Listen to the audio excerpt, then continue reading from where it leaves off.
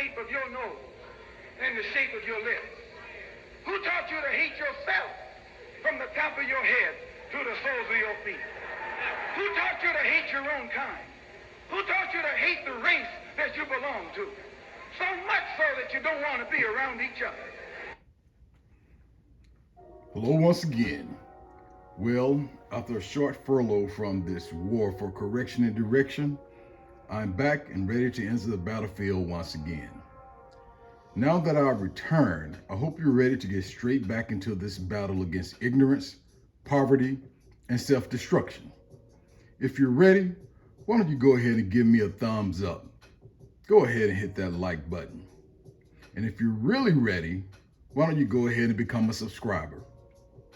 Well, upon returning to my home in DC from a much needed break, I took a quick look at the battlefield. What I discovered was very depressing. I discovered that once again, we were losing the battle against ignorance and self-destruction. Once again, ignorance and self-destruction has gained momentum and is pushing us back. That's why I say we must stay on the battlefield and take no days off. If you take days off, you'll find yourself in a hole. No one, and when I say no one, I'm referring to the entities in America that have the real power to make life-altering decisions that tilt the scales of the course of direction regarding Black people. Take no days off. Now, these very entities that I speak about, they don't take today's Black culture serious. The only entity that take today's Black culture serious is the prison industrial complex. It loves today's Black culture because basically it fuels their economy. One of the biggest topics in social media right now is the movie that is being played out in the streets of Los Angeles, that is being produced, directed, and financed by Satan.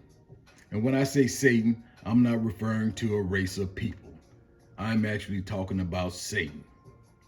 Yes, I'm talking about the movie starring Brick Baby, Wack 100, DW Flame, and a whole host of Satan minions who are telling the world via every social media outlet they can get on that they, on hood, are ready to do exactly what Satan wants them to do, which is destroying any and every single thing that looks like them or reminds them of a Black father that wasn't there for them.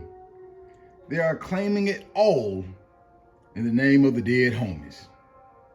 If you're not an individual that's from the pits of hell, that means the ghettos and hoods of America, you won't know what I'm talking about when I say on hood and on the dead homies. Half the time, I don't even think they realize what they're saying. That reminds me of a story I once heard about a man who died and went to hell. He was asked, if you had one thing you can do, what would it be? He looked up and he replied, he would go back and tell his brothers to change their way of life because they don't want to end up here. Now that's something to think about when you say on the dead homies.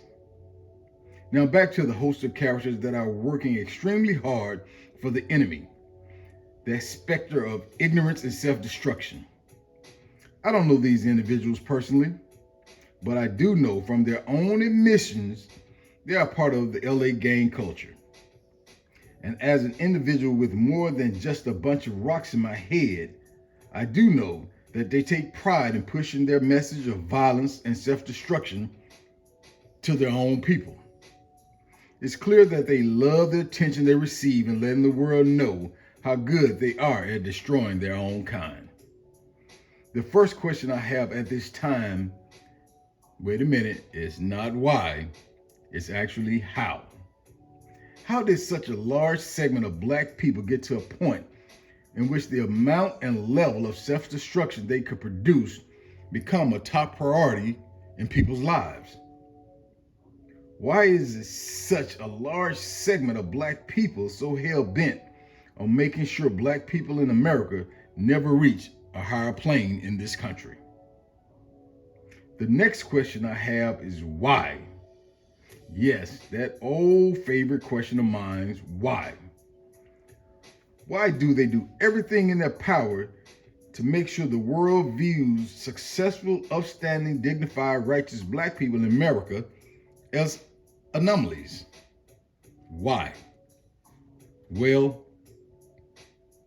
since you didn't fare too well on the battlefield last time, let's see if I can do something simple this time to keep your mind in the game.